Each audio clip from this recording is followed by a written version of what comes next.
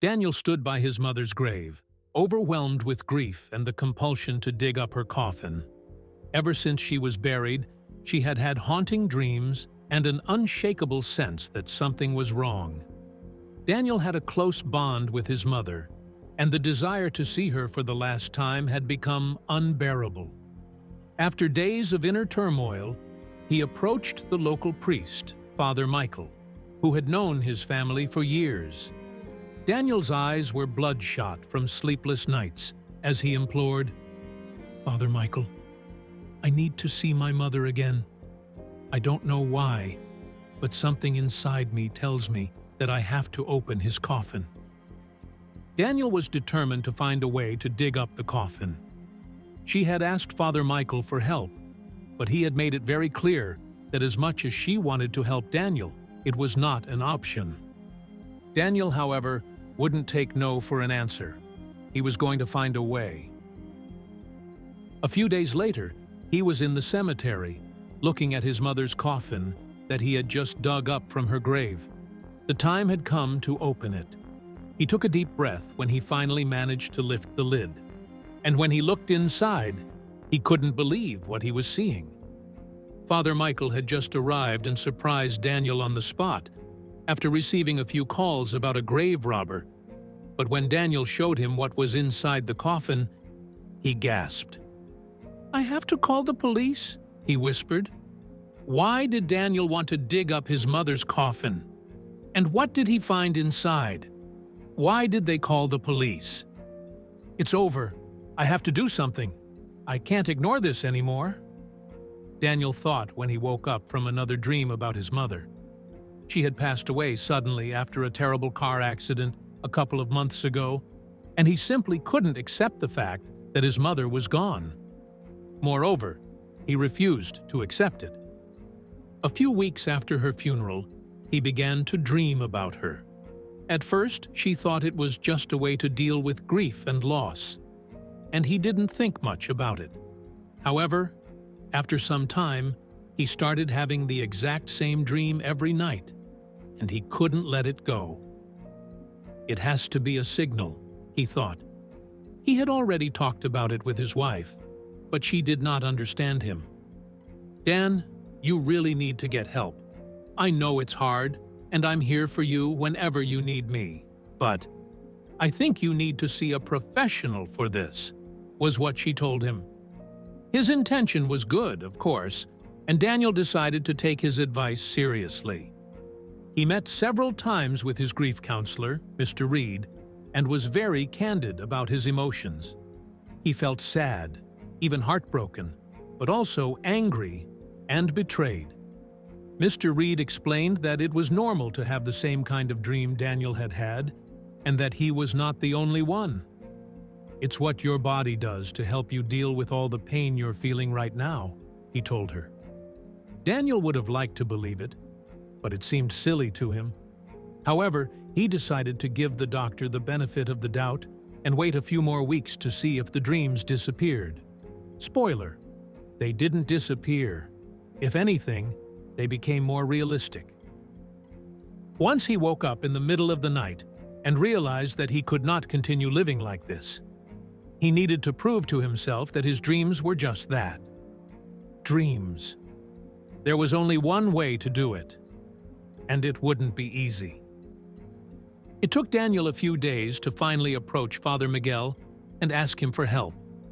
He knew that what he was asking of him was complete madness, but he saw no other way out.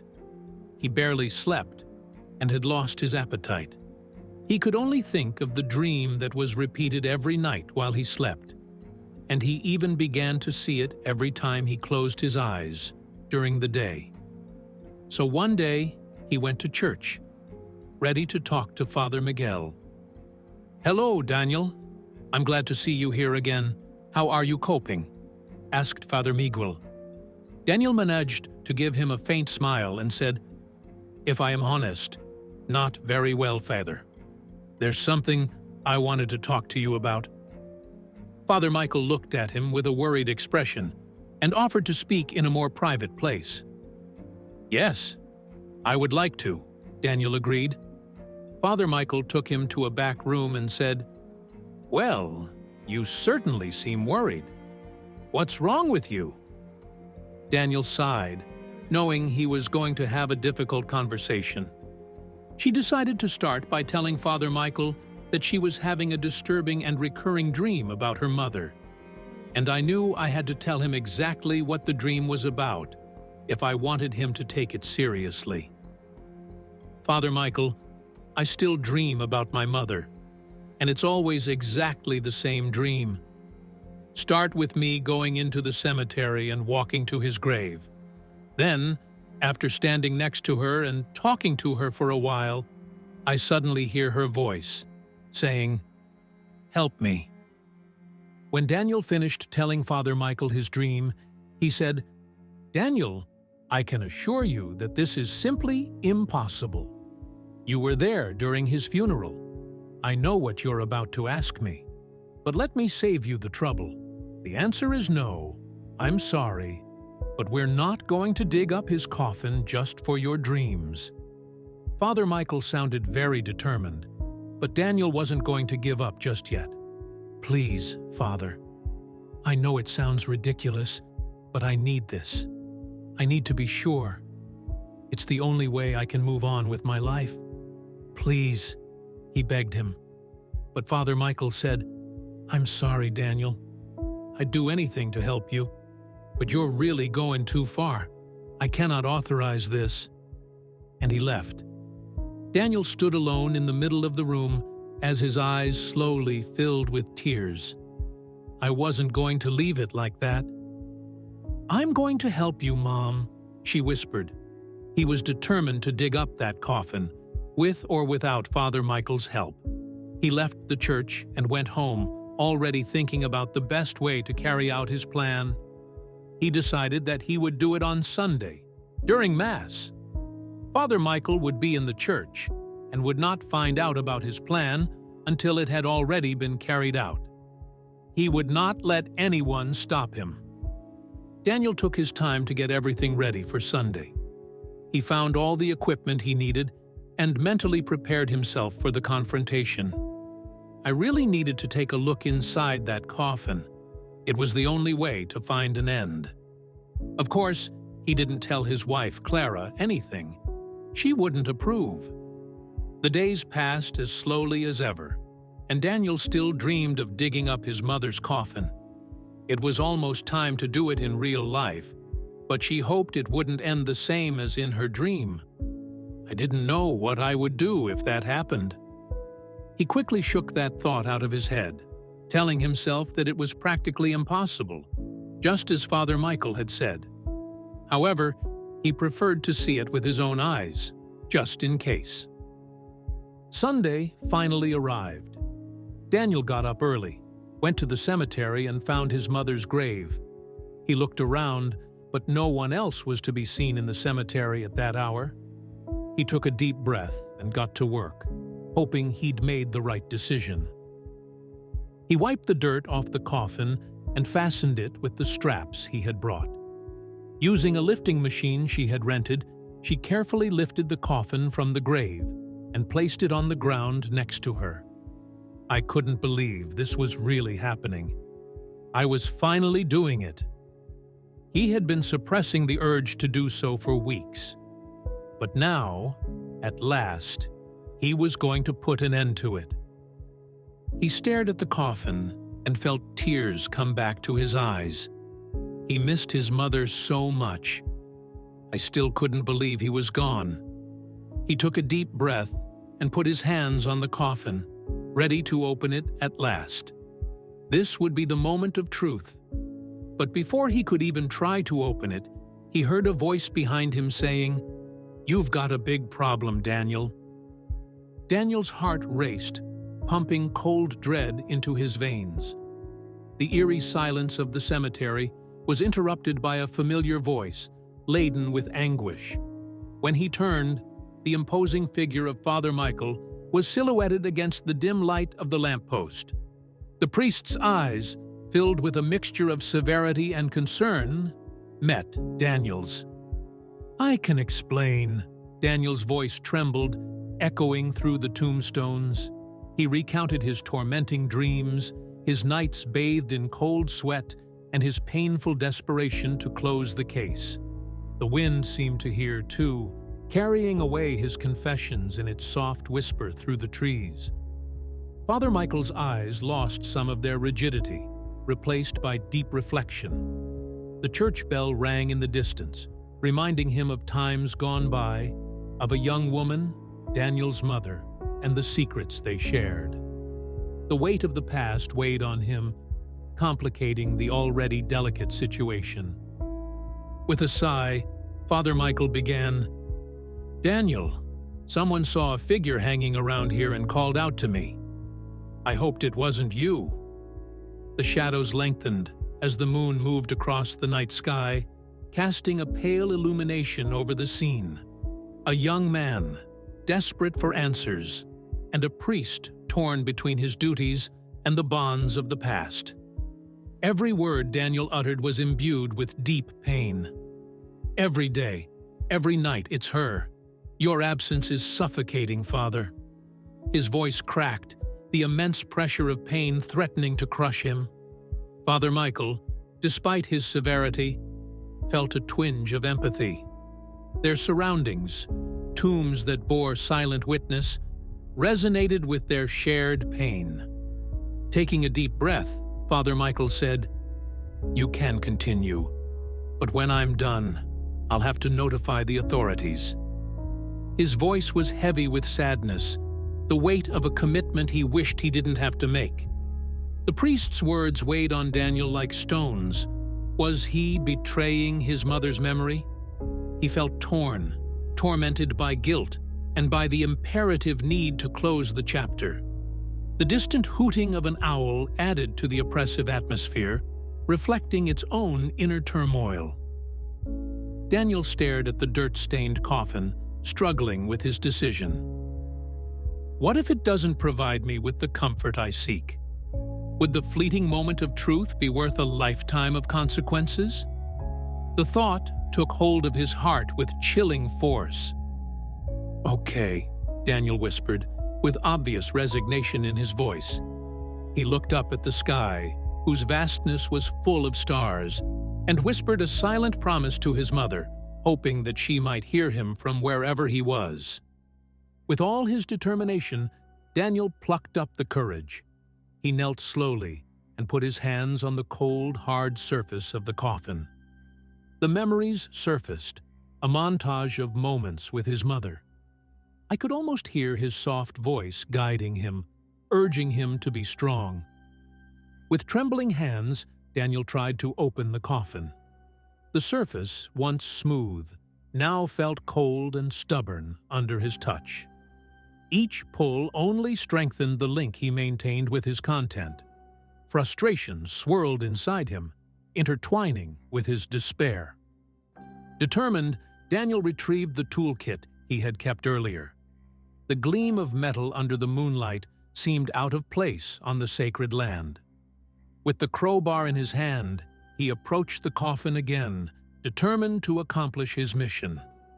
The hours seemed like seconds, or perhaps it was the other way around. Each effort resulted in small victories. A crack here, a snap there, and slowly but surely, the coffin's defense faltered. The sound of splintering wood resounded as a testament to his persistence. From a distance, Father Michael's face showed lines of deep concern. She grabbed her rosary, murmuring prayers for Daniel's soul, asking for understanding and peace for the young man. With a heavy heart, he watched, undecided whether to intervene or give Daniel the end he so desperately sought. Finally, with a last effort, the lid of the coffin creaked open, revealing a narrow inside. The cool night breeze was blowing, and the tension in the air was palpable. Would the content confirm Daniel's deepest fears, or provide him with the comfort he sought? As he looked into the coffin, darkness stared back at him. The emptiness was disconcerting, devoid of the solemn abode of his dear mother. Instead, The void consumed the space, mocking Daniel's efforts. Daniel staggered back, the scene eerily reflecting his haunting dreams. The emptiness, the suffocating silence. It was as if his nightmares had become reality. His heart raced, and a chill ran down his spine. Father Michael, sensing Daniel's anguish, came closer, his own astonishment evident at the sight of the spectacle. "It can't be," he whispered. The shared shock between the two men was tangible, a cloud of disbelief engulfing them. "What does this mean?" Daniel's voice was hoarse, full of confusion and despair. The gravity of the situation weighed on the hearts of both. Was it a cruel trick, or had something more sinister happened? The silence was broken by a thought they were both afraid to express. "Did the church know?" asked Daniel, his eyes fixed on Father Michael's. The church, with its history and its secrets, now stood like an imposing edifice of mysteries, casting shadows over the bewildering turn of events. When the early light of dawn began to permeate the cemetery, figures appeared among the tombstones. The news had spread quickly, and a crowd began to gather. Murmurs of disbelief, gossip, and compassion filled the air, and the tombstones stood as mute witnesses. Father Miguel, seeing the crowd that gathered, felt a sharp pang of anguish. The sacred precinct had become a spectacle. With a heavy heart and a sense of duty, he picked up his mobile phone and called the local authorities. One by one, some of the bravest souls came up to see it with their own eyes. Gasps, murmurs, and some tearful reactions followed one another when he peeked inside the empty coffin. The emptiness within seemed to resonate with the collective commotion of the community. As the minutes passed, Father Michael and Daniel stood side by side, united in their anxiety. The sirens that could be heard in the distance announced the imminence of the trial, and both mentally prepared themselves for the questions they were going to be asked. A police car, with its lights on but sirens silent, enters the cemetery. Two officers get out, with faces that denote professionalism, but eyes that reveal curiosity. They assessed the scene, the open casket, the crowd gathered, and the two men at the center of it all. The agents approached the coffin cautiously. They took turns inspecting the emptiness within, with a mixture of skepticism and genuine curiosity. They took out notebooks and wrote down observations. The seriousness of the situation was evident. Father Michael was the first to be approached. He spoke with quiet confidence, detailing the events of the night and emphasizing his concern for both Daniel and the sanctity of the cemetery. With tears in his eyes, Daniel took his turn to tell his story. He spoke of his endless pain, of the dreams that tormented his nights, and of the imperative need to find a solution. The officers listened to him, and their expressions softened as they recognized the raw pain of his words. The policemen exchanged glances, their faces betraying the depth of their confusion. The empty coffin, a grieving son, and a protective priest. How did the pieces fit together? The puzzle before them was far from complete, and more questions than answers were emerging. One of the officers finally took the floor, addressing both the crowd and the eager duo. "We will get to the bottom of the matter," he said. A sense of resolve filled the air, with a commitment to unveil the truth behind the mysterious empty coffin. The walls of the police station were cold and sterile for Daniel. After hours of questioning, an officer approached him with a hint of sympathy. "You can go," he announced. The chatter of the police station faded as the weight of mystery overshadowed Daniel's misdemeanor. As the car's tires creaked the gravel in his driveway, Daniel's thoughts swirled. She realized that it was no longer just about pain. He was caught in a web of intrigues and secrets. The drive was short, but it provided him with precious moments of reflection and growing determination. In his room, Daniel carefully pulled out of his pocket a worn-out envelope, the secret object he had managed to get out of the coffin before the authorities arrived. There was something about him that made his heart race in anticipation. Upon opening the envelope, Daniel found a photo of his mother, younger and more vibrant, next to an unknown man. On the back were scrawled coordinates and a date. Could they be evidence of the life he led before his supposed death? Daniel spread out a map on his desk, tracing the coordinates. I knew I was on the cusp of something important. With each trial, he came closer to understanding his mother's enigmatic past and her possible faked death. Holding the letter with trembling hands, Daniel meticulously reread each line. The handwritten handwriting danced with stories of adventures, promises, and sacrifices. Every word seemed to drag him deeper into the tapestry of his family's secret history. The last lines of the letter were the most enigmatic. When dawn meets twilight, where lilies bloom, you will find your answers. The vagueness of this message contained frustration, but it was a beacon of hope. His mother was out there, and he had a clue. Rummaging through old diaries and family diaries, Daniel searched for any reference to lilies or the cryptic encounter between sunrise and sunset. As the hours passed, connections were established that drew a legacy surrounded by mystery. As midnight approached and Daniel's room was filled with papers and notes, a gentle bang broke his concentration. When he looked out the window, he saw the silhouettes of two figures with their faces hidden. His arrival was not accidental, but related to the secrets he was discovering. The moonlight barely allowed the features of the visitors to be seen. "We're of the same blood," whispered the tallest one, showing a pendant that mirrored one Daniel had seen in old family photos. They were part of the mystery, carrying their own fragments of history. Sitting in the dimly lit room, the visitors began to talk. Their stories were intertwined with Daniel's, talking about secret societies, clandestine meetings, and an ancestral treasure. The letter was merely an introduction to a story far greater than Daniel had imagined. Spreading out an old scroll, worn by the passage of time, the trio began to trace routes under the starry sky. Aligning celestial bodies with terrestrial landmarks, they realized that the stars themselves would guide their next steps. Their journey took them to an ancient and forgotten district of their city, where buildings whispered stories of bygone eras. Legends spoke of underground vaults in this area, and at every turn, they felt closer to discovering one of those secrets. In the moonlit square, the trio found an old basement door, almost consumed by time. The faded symbols engraved on it mirrored those on the letter.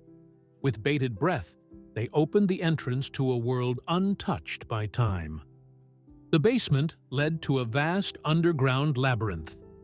Guided by the letter and their shared knowledge, they walked the labyrinthine corridors, facing puzzles that tested their ingenuity and resolve. The walls chronicled the saga of his lineage, with murals showing pivotal moments in his family's chronology. They revealed both the honor and the betrayals of their ancestors, painting a fuller picture of the history that the letter had introduced. The passages converged into a magnificent chamber. Its walls were decorated with intricate carvings, and in the center was an ornate pedestal holding an elaborately crafted box that seemed to buzz with an ancestral energy. With trembling hands, Daniel opened the box. Instead of jewels or gold, it contained a letter. The scripture danced with promises and prophecies, indicating that their adventure was far from over. It was an invitation to a future in which the weight and mysteries of the past would guide his path.